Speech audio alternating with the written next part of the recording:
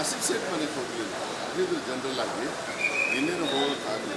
ಅದು ಬಿಟ್ಟು ಏನಾದ್ರು ಇದ್ರೆ ಹೇಳ್ರಿ, ಅವಕ್ಕೆಲ್ಲ ಉತ್ತರ ಕೊಡೋದಿಲ್ಲ ನಾವು.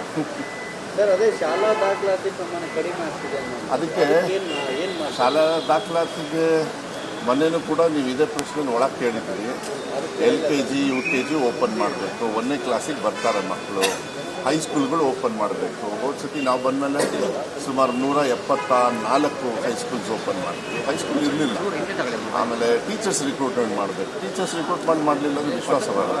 KPS ಶಾಲೆಗಳನ್ನು ಜಾಸ್ತಿ ಮಾಡಬೇಕು, ಯಾಕೆಂದರೆ ಅಲ್ಲಿ ದಾಖಲಾತಿ ಜಾಸ್ತಿ ಆಗ್ತಾಯಿದೆ. ಅದನ್ನು ಈಗಾಗಲೇ ಮೊನ್ನೆ ಕ್ಯಾಬಿನೆಟ್ ಕೂಡ ಪಾಸ್ ಆಯಿತು. ಸುಮಾರು 900 KPSನ ಮಾಡ್ತಾ ಇದೆ. ಅಲ್ಲಿ ದಾಖಲಾತಿ ಚೆನ್ನಾಗಿ ಆಗ್ತದೆ, ಅದು ವಿಶ್ವಾಸನೂ ಇದೆ. KPSC ಮ್ಯಾಗ್ನೆಟ್ ಸ್ಕೂಲ್ಗಳಿಂದ ಸರ್ಕಾರಿ ಸ್ಕೂಲ್ಗಳಿಗೆ ತೊಂದರೆ ಆಗುತ್ತೆ. ಸುಮಾರು 40,000 ಅಲ್ಲ, ಒಂದು ನಿಮಿಷ ಮ್ಯಾಗ್ನೆಟ್ ಸ್ಕೂಲ್ ಯಾರು ಪ್ರತಿಭಟನೆ ಮಾಡ್ತಿದ್ದಾರೆ. ಯಾರು? ಅದೆಲ್ಲ ಹಳೇದು ವಿಚಾರ. ವಿಧಾನಸೌಧದಲ್ಲಿ ನಾನು ಹೇಳಿದ್ದು ನಾನು ವಿಧಾನಸೌಧದಲ್ಲಿ ಹೇಳಿದ್ದು ಕೇಳಿಸ್ತಾ ಇಲ್ಲ ನಿಮಗೆ. ಸುಮ್ಮನೆ ಹಾಗೆ ಕೇಳ್ತಾನೆ ಇರೋದಲ್ಲ. ಮ್ಯಾಗ್ನೆಟ್ ಸ್ಕೂಲ್ ಸರ್ಕಾರದ್ದೇ ಯಾರ್ದು? KPS ಸ್ಕೂಲ್ ಸರ್ಕಾರದ ಯಾರ್ದು? ಯಾರು ಹೇಳಿದ್ದು ಮರ್ಚ್ ಮಾಡ್ತಾರೆ? ಜನ ಹೇಳಿದ್ದ ನಿಮಗೆ?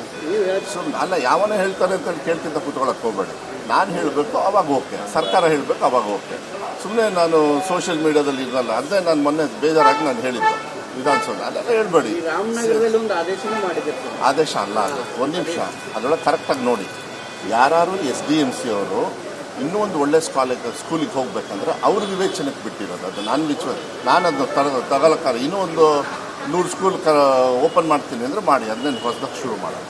ಸರ್, ಈಗ ದೇಶ ಮುಗಿತು ಅಂದಂಗೆ CM DK ಶಿವಕುಮಾರ್ ಅವರು ಹೈಕಮಾಂಡ್ ಬುಲಾವ್ ಬಂದಿದೆ. ಅಂದರೆ ಈಗ ಗೊಂದಲ ಆಗ್ತಿದೆ. ನೀವು ಹೈಕಮಾಂಡ್ಗೆ ಏನು ಮನೆ ಮಾಡ್ಕೊತೀರಾ ಅಂತ? ಅಲ್ಲ ರೀ, ನಿಮಗೆ ಇದು ಬಿಟ್ಟರೆ ಇನ್ನೇನು ಗತಿ ಇಲ್ಲ.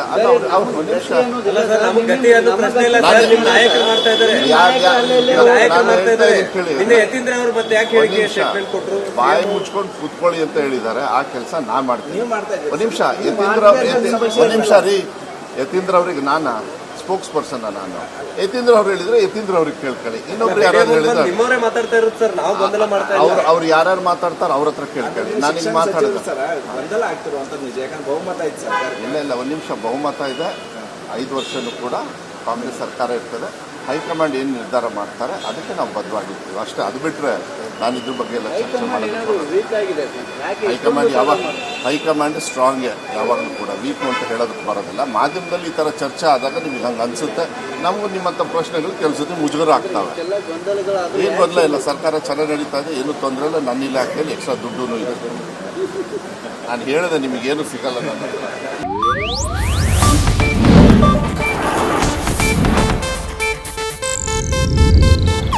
ಇದು ಏಷ್ಯಾನೆಟ್ ನ್ಯೂಸ್ ನೆಟ್ವರ್ಕ್ ಪ್ರಸ್ತುತಿ.